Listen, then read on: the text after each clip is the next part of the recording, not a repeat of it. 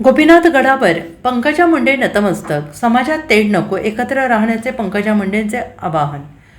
दिवंगत लोकनेते गोपीनाथ मुंडे यांच्या 12व्या पुण्यस्मरण दिनानिमित्त आज बीड जिल्ह्यातील गोपीनाथ गडावर भावपूर्ण वातावरणात अभिवादन करण्यात आले. राज्याच्या पर्यावरण मंत्री पंकजा मुंडे यांनी गोपीनाथ मुंडे यांच्या त्यांना श्रद्धांजली अर्पण केली. यावेळी माजी खासदार प्रीतम मुंडे, मुंडे कुटुंबीय, नातवंडे तसेच गोपीनाथ मुंडे यांच्यावर प्रेम करणारा मोठा जनसमुदाय उपस्थित होता. पंकजा मुंडे यांनी केलेल्या आवाहनाला देशभरातून मोठा प्रतिसाद मिळत असल्याचं त्यांनी म्हटलं आहे. यावेळी बोलताना पंकजा मुंडे यांनी म्हटले, स्वर्गीय गोपीनाथ मुंडे यांची क्षणोक्षणी आठवण येते आणि त्यांच्या विचारांचा वारसा पुढे नेण्याचं काम सुरूच राहील.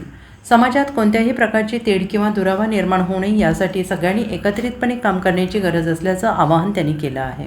लोकांना आवाहन केलं होतं की प्रत्येकाने आपापल्या घरी, आपापल्या वॉर्डात, आपल्या गावात ही मुंडे साहेबांची पुण्यतिथी त्यांना समर्पित अशा दिवस साजरा करावा. पण बऱ्याच संख्येने लोक आलेले आहेत, कार्यकर्ते आलेले आहेत.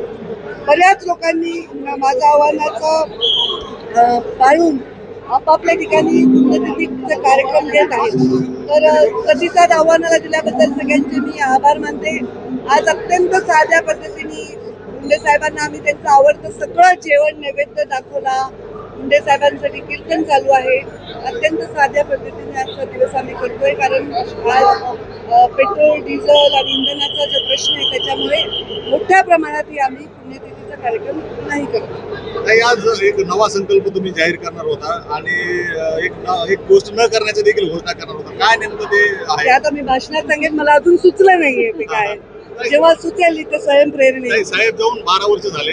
आज नेमका कुठल्या गोष्टी त्यांची कमी जाणवते की कुठली गोष्ट प्रत्येक गोष्टीत कमी जाणवते आम्हाला. प्रत्येक घासाला, प्रत्येक श्वासाला आम्हाला मुंडे साहेबांची कमी जाणवते. त्यांचं काय ते महात्म्य होतं की त्यांच्या जाण्यानंतर अजूनही तेवढाच आम्हाला त्यांच्याविषयी पोकळी जाणवते. ती पोकळी भरून निघू शकत नाही आमच्या आयुष्यात. सामाजिक दरी वाढली महाराष्ट्रातली. समाजामध्ये तेढ निर्माण झालं. गोपीनाथ मुंडे असते तर ही वेळ आली नसती.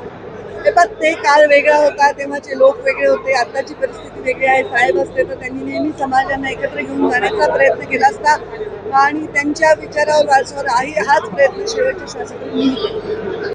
Bureau report, SBN Marathi, Beed.